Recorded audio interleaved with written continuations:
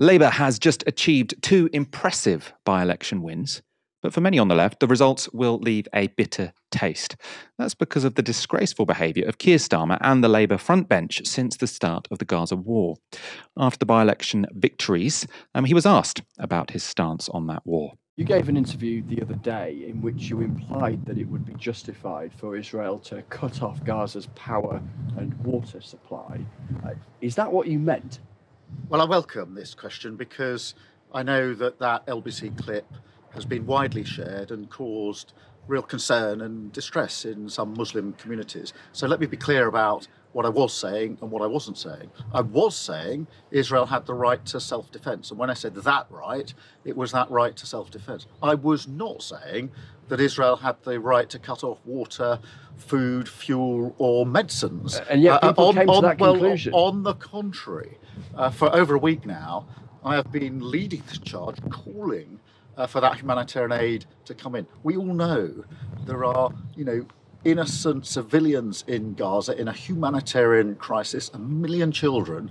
That aid urgently needs to get in. So I was saying, yes, they have the right to self-defense. That right they do have, but not the right to withhold that humanitarian aid that needs to get in. It is now absolutely urgent, and that's why I've been calling for this for over a week. So I'm very pleased to be able to clarify precisely what I was saying in that LBC clip.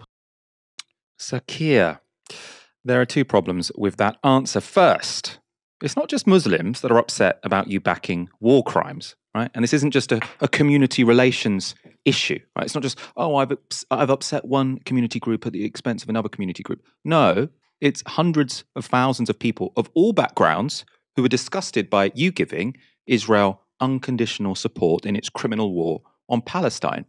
And that's what you did, right? That is what you did. And this is the second problem. Because Keir, we saw the LBC clip. This was the interview in question.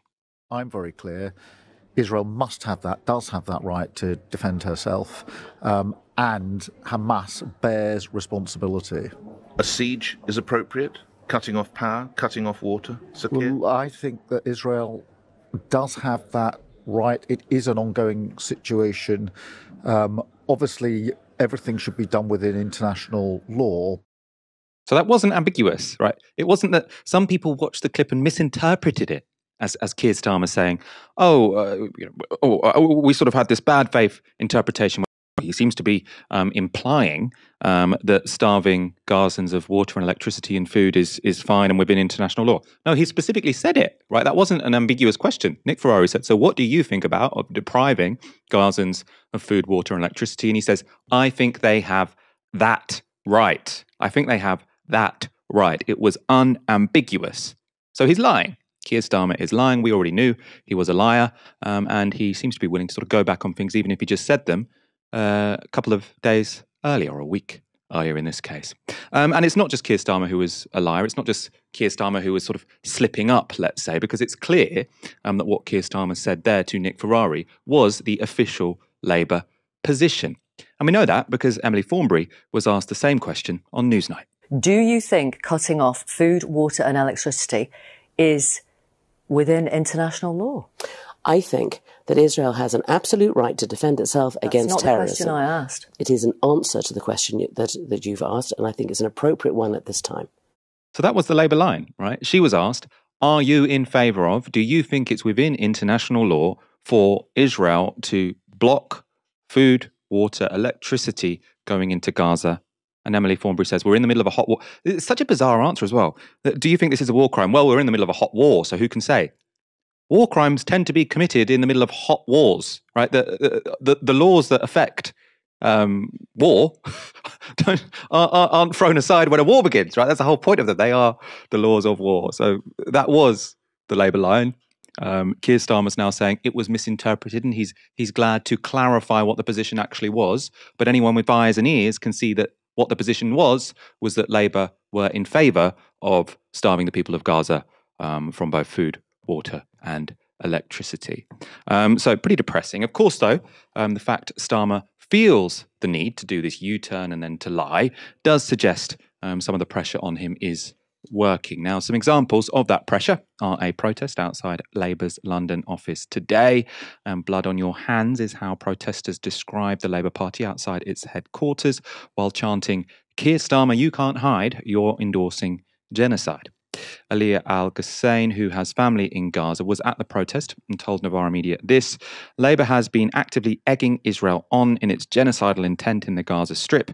We know that most Labour voters don't support that, so we want them to change their policy, come out and to demand an immediate ceasefire. It feels really difficult for Muslims and Arabs in the Labour Party because it feels like we're being told that the things that matter to us are not important because they're not politically expedient. Very well put there, I think. Labour officials are also resigning their posts in protest at Labour's position on the bombardment of Gaza. In Scotland, 9 members of the Executive Committee of the Glasgow Kelvin CLP quit after the party stopped a debate on Gaza from taking place. In an email seen by Novara Media, the CLP's Secretary Peter Duffy wrote this: "We have been informed by the General Secretary and the Scottish General Secretary that any motions relating to the situation in Israel and Gaza are out of order for all CLPs. It seems preposterous to us that a local political party cannot have a substantive discussion on contemporary events which are commanding the attention of the entire world. We believe that the emergency motion which was submitted for debate was perfectly valid, and we refute any suggestion by party officials that the mere discussion of the Gaza situation would be prejudicial or grossly detrimental to the Labour Party." So that's what the message from the General Secretary suggested it could be. On the contrary, we believe that the absence of such discussion brings our party into disrepute. Meanwhile, 36 councillors have written letters unequivocally distancing themselves from Keir Starmer's remarks on Gaza, with some of them accusing him of failing to condemn Israel's collective punishment of Palestinians. Several councillors have also already resigned over the issue. One of them is Mona Ahmed, who quit the Labour ward of Notting Dale. She's penned a piece for Tribune where she says this: the Labour leader has rejected calls for a ceasefire or to oppose Israel's illegal evacuation order of more than 1 million Palestinians, even as Israel's government and armed forces make their criminal intentions clear. The Israel Defense Forces declared the emphasis is on damage and not on accuracy, while the President of Israel, Isaac Herzog, denied the existence of innocent civilians in the Gaza Strip. Instead of condemning war crimes, Keir Starmer joined the chorus of voices engaged in the utter dehumanization of Palestinians, signalling his apparent indifference to the suffering of civilians in Gaza, whom he regards as acceptable collateral damage in Israel's campaign to, quote-unquote, defend itself. Despite the backlash, Labour still seems to be picking unnecessary battles. Ahead of demonstrations across the country in support of Palestine this weekend, the party has issued a warning to MPs. ITV's political correspondent Shahab Khan has reported this. Labour MPs have been sent a message from the leadership urging caution about attending any upcoming Palestine-related vigils. Message from Labour chief also reaffirms the previous strong advice that MPs should not attend Palestine demonstrations under any circumstance. MPs are, however, told that they should use their own judgment about attending vigils in their constituencies, but the party's very strong advice is not to attend any event which risks undermining the values of the party. Multiple Labour MPs telling me this evening they're not particularly happy with the leadership's position on this. Helena, so we have had, clearly some movement in the position of the Labour Party. Of course, no apology because Keir Starmer prefers to just rewrite history. Of course, I never said that. People just misinterpreted me. It would be a bit more, I think, honest and bold and have a bit more integrity to say, I'm sorry, we got that wrong, right? But he's not going to say that, is he? Because he's not a particularly honest person. But the fact that the position of the Labour front bench has been pushed, right? They no longer sort of say, all we're going to say is Israel has a right to defend itself. They are emphasising to a greater degree the problem with war crimes. We're really scraping the barrel here, aren't we, in terms of low expectations. They've managed to overcome the bar of not backing war crimes, right? It's pretty goddamn minimal. But in any case, there is some movement. What do you make of it? If you forgive me, I'm just absolutely sick of this line of Israel has the right to defend itself. This was never in question. At no point was Israel's right to defend itself as a sovereign state ever in question. This continuing repetition of this canard is only ever used as a deliberate way to obfuscate about them committing war crimes, right? Without them violating international law. Just saying they have a right to defend themselves, but also have to be within international law, without specifically stating what is and is not things that they are doing that are against international law, it's pussyfooting around the issue as far as I'm concerned, and quite frankly pathetic.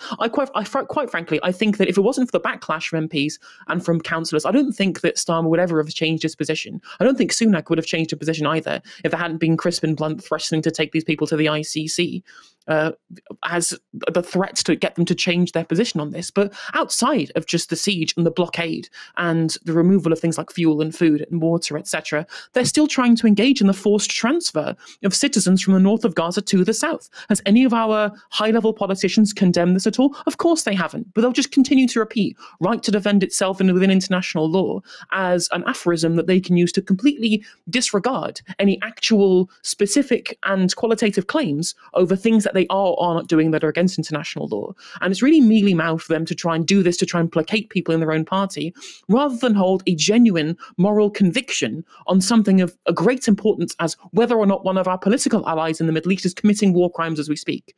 And it's absolutely disastrous as far as I'm concerned that it's allowed to get to this point in the first place. Really and truly, I think that one thing we have to take into account with regards to what Starmer's been doing here is he's a junior MP. He's only been around since 2015. He's been an MP for 5 years before becoming the leader of the biggest political party in Europe at the time. And it's very, very clear that I don't think he quite realises just how much weight his words carry, and wouldn't have done in that conversation with Nick Ferrari. And their communication so far has been pretty poor on a lot of issues, including this. I don't think he quite realised the gravitas of his own a tacit endorsement of war crimes at the time, and had to get his kind of position changed on this by pressure from outside, because he didn't realise what the position that he has entails and the enormity of the position that he takes about the kind of implications they are for the kind of implications that there are for him not taking a strong moral position on any of these things. You look at, for example, the nationwide polling looking for a ceasefire, right? Not just within the Labour Party, the nationwide polling shows 78% support for a ceasefire, right? Only 1% of Labour supporters think there definitely shouldn't be a ceasefire. That's how far away from not just the internal Labour Party that he is on this issue, but in terms of the entire country support for this issue. There's a gigantic sea change, and he is to try and essentially go triangulate the focus group style position that Labour seem to take for every single position that they take nowadays, because they don't believe in a thing. They don't have any moral positions that they take on anything. No ethical, there's been no kind of ethical iteration that's gone into anything that he said here. It's all about winning the election, as I mentioned last time this issue came up on Novara Live. And it shows that this is a purely strategic position rather than a moral one, as I mentioned then. And to the point at which this position is so mainstream amongst our entire political and media class that when there was a UN resolution calling for just a humanitarian pause in the conflict, right? The US vetoed it, and the only people who abstained rather than voting for it were Russia and the United Kingdom. So whilst Russia, the ones committing war crimes in Ukraine, are people to abstain on this humanitarian pause, the only other countries with the UK and the US, which is quite frankly an international embarrassment as far as our country is concerned, they can only get pushed into that position by this continual mainstream opinion amongst the entire political media class, which Keir Starmer shares, that is not shared by the wider population. One last point that I would make on this one, obviously, is there's this potential electoral backlash, which will see plenty of people moving to other parties. I mean, I think that if, say, for example, Aspire ran a candidate in Bethnal Green and Stepney, which is a Tower Hamlets seat, I think given the demographics in that area, there'd be a very good chance that there might be a potential revolt there. But most of the councillors who've vacated the Labour Party in response to this, they've all moved into kind of an independent area. My question really would be, if they are looking to maintain their position as a councillor, where would they potentially move to if they did join another party once this all kind of subsides? Because from what I've seen, the only mainstream political party in England, to put the SNP to one side, that's put out a statement explicitly calling for a ceasefire, explicitly calling for an end to the occupation, and to try and get the hostages negotiated their release, has been the Green Party. So I wonder if any of these independent councillors might move in that direction at some point in the future.